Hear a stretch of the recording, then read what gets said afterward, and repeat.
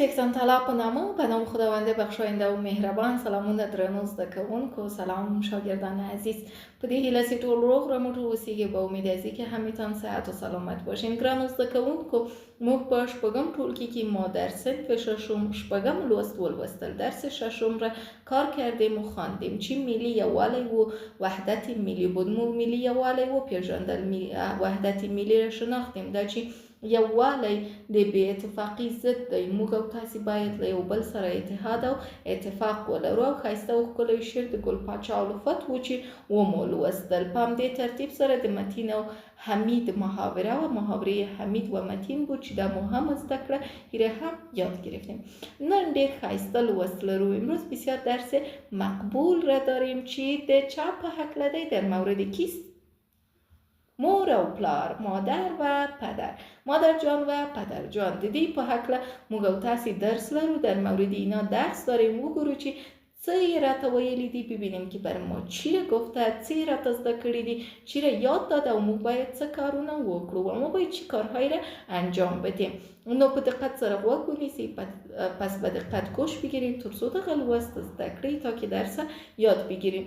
په لومړي سر کې در قدم نخست موږ راځو په موخو باندې خبرې کوو. بالای اهداف ما صحبت میکنیم. دا چې موږ او تاسې، ما و شما پښتو ژبه زده کوو، زبان پښتو را یاد میگیریم، نوې کلمې زده کوو، کلمات جدید را یاد میگیریم، د مور او پلار حقونه پیژنو، حقوق پدر مادر را میشناسیم، همداسې د هغوی درناوی کول زده کوو، احترام کردن اونا را یاد میگیریم. په همدې ترتیب سره ځینې نور معلومات، بعضی از معلومات دیگر را هم یاد میگیریم، زده کوو او درس راته په زړه پورې کیږي و درس هم برای خود ما دلچسب میسازیم. تاسې انظور هم گورید، شما تصویر را هم میبینید چون څومره ښایسته او ښکلی تصویر دی که چقدر تصویر قشنگ است که برای ما د این درس آورده.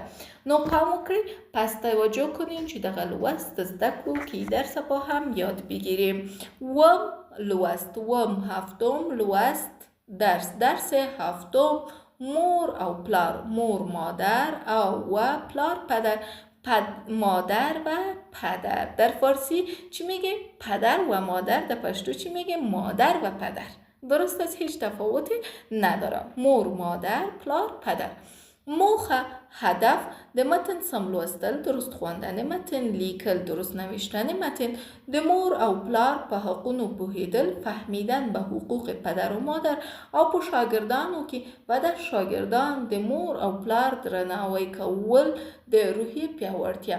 درناوی یعنی احترام کردن و روحیه پیاوړتیا، قدرتمند ساختن روحیه احترام کردن به پدر و مادر. ای که ما باید چگونه پدر و مادر خود را احترام کنیم، ایره باید یاد بگیریم. پوښتنه سوال. ستاسو په فکر شما مور او پلار، پدر و مادر پر موږ بالای ما کوم حقونه لري؟ کدام حقوق را داره؟ ما باید به پدر مادر ما چی کارها را انجام بدیم؟ د مور او پلار، مادر و پدر درناوی، احترام کردن او و لهغوی سره با آنها، و سره چی معنا میته؟ با هغوی، آنها، با آنها نیکی کول، نیکی کردن د انسانیت و مسلمانی اخلاق څخه از اخلاق بلند دی هست. خب احترام کردن به پدر و مادر و نیکی کردن با آنها از جمله اخلاق بلند مسلمانی و انسانیت هست. یعنی که هر کس که این کار کرد، یعنی که آدم بسیار چی هست؟ مسلمان هست و آدمی هست که انسانیت را بلد است. از جمله اخلاق برتر هست که ما باید یاد بگیریم. الله فرمایلی دی است، خداوند فرموده است. تاسو، شما د مور او پلار، مادر و پدر په مخ کې در روبرویشان یا در پیشرویشان اوف هم موایی، نگویید. چی؟ که زړه قلبشان له تاسو څخه از شما ناراحت نشود. خداوند میفرماید شما در مقابل پدر و مادر حتی اوف نگویید. چی؟ اوف، که قلبشان از به شما ناراحت نشه. یک کار برتان بگوی با شما بگوین اوف مادر چقدر کاره میگی، اوف موری چمره کارونه راتوایی. یا یک گپ برتان بگوی که بچیم درس بخوان، دخترم درس بخوان، شما بگوین اوف مادر بان ما، اوف موری پریدمو. این کار باید نکنیم. پس میگه حتی اوف نگوین که پدر مادرتان ناراحت نشه. نو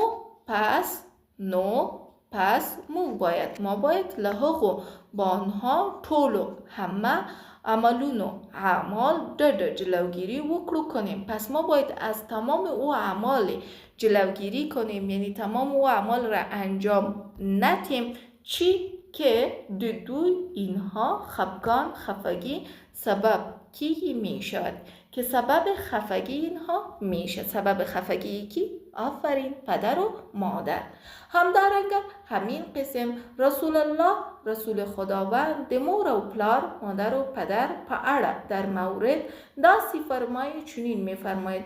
همین قسم رسول الله در مورد پدر و مادر چنین میفرماید: د الله رضا، رضایت خداوند، د مور و پلار پر رضا کی در رضایت پدر و مادر، او د الله نارضایتی و نارضایتی یا ناراحتی الله د مور و پلار پر نارضایتی کی در نارضایتی یا ناراحتی پدر و مادر است. یعنی اگر پدر و مادر خوش بود خداوند خوش است، اگر پدر و مادر ناراحت بود خداوند ناراحت است. پس ببینید چقدر گپ کلان است. نو مختولو تا لازمه ده. پس مختولو به همه ما لازمه ده، لازم است چی که لخپلی مور او پلار سره با پدر و مادر خود پدیری به بسیار نرمی و ادب خبری حرف وکړو بزنیم. به همه ما لازم است که به بسیار نرمی و ادب و لطافت با پدر و مادر خود صحبت کنیم، احترام وساتو احترامشان نگه داریم، پریختینی خدمت وکړو به صورت واقعی صادقانه خدمتشان را وکړو بکنیم، او تل دعا واخلو و همیشه دعایشان را بگیریم چې د دواړو جهانونو نیکمرغي او کامیابی مو په برخه شي، که دواړو هر دو جهانونو یعنی جهان نیکمرغی خوشبختی او کامیابی ما په برخه سهم ما شود، که کامیابی و خوشبختی هر دو جهان سهم ما شود. یعنی اگر ما دعای پدر مادر خود داشته باشیم پس معلوم دار است که در هر دو جهان، در این دنیا و او دنیا چی می باشیم؟ موفق و سربلند می باشیم. راځو میم به طرف محاوره چې دلته په محاوره برخه کې در بخش محاوره تاسو مخکې لدی چې محاوره ولولئ. قبل از اینکه محاوره را بخوانیم یک چوکاتک است که براتون گفته هجا بسازید. نی کی دو هجا داره: پ لار پدر، د ر نا وی، آ زار مره م ر س ته مرسته. اینا را هجا می سازین شما ها که یاد بگیرین هجا ساختن را در زبان پشتو هم. فرشته و مدینه محاوره کردن. فرشته و مدینه محاوره و مرکه کردی و گرو چی ویل دی. ببینیم که چی گفتن با هم. مدینه خوری خواهر مدینه سلام علیکم. و علیکم سلام. فرشته خوری خواهر فرشته خوونزی تا بخیر راغلی، به مکتب بخیر آمدی. بخیر اوسی، بخیر باشی، ډیره مننه، بسیار تشکر. د ښوونکي له راتلو څخه مخکې زه یوه پوښتنه لرم. راتلو آمدن مخکې قبل از آمدن استاد من یک سوال دارم. پوښتنه دی وکړه، سوال ته پرسان کو، سوال ته بکن. پرون ښوونکي وویل، دیروز استاد گفت. پرون دیروز استاد گفت له مور او پلار سره نیکی وکړئ، با پدر و مادرتان نیکی کنین. موږ څنګه، ما چطور له مور او پلار سره نیکی کولای شو؟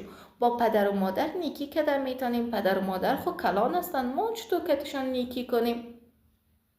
ښوونکي وویل، معلم گفت د مور او پلار خدمت او احترام وکړئ، خدمت پدر و مادر را بکنید، له هغوی سره با آنها په ډیر ادب او نرمي خبرې وکړئ، په بسیار ادب و نرمي صحبت بکنید. ډیره مننه، بسیار تشکر. ښه شد چې وپوهیدم، خوب شد که فهمیدم او دغو ټکو ته می پام شو و به این نکات ټکو نکات پام فکر و به این نکات فکرم شد. یعنی که نیکی کردن یعنی که به احترام پدر کنیم، احترام مادر را بکنیم، گپشان را بشنویم، کاری که برای ما میگه او را انجام بدیم، اینمی خودش نیکی کردن است. مدینه خوری خواهر مدینه په هغو خو کارونو چې په او کارهای خوبه که مور او پلار را څخه خوشحالی که مادر پدر از پیش ما خوشحال میشه باید سرته یه ورسه و باید انجامش بدیم. یعنی او کارا را انجام بدیم که پدر جان و مادر جان از ما راضی میشن. لغتونه ډډ، کنارگیری یا جلوگیری، درناوی، احترام، خفگان، آزردگی، ناراحتی، ریښتینی، راستین، واقعی. دا اوس زموږ د تحصیل وست. ای بود درس ما و شما چې تاسې زده کړ که شما یاد گرفتین.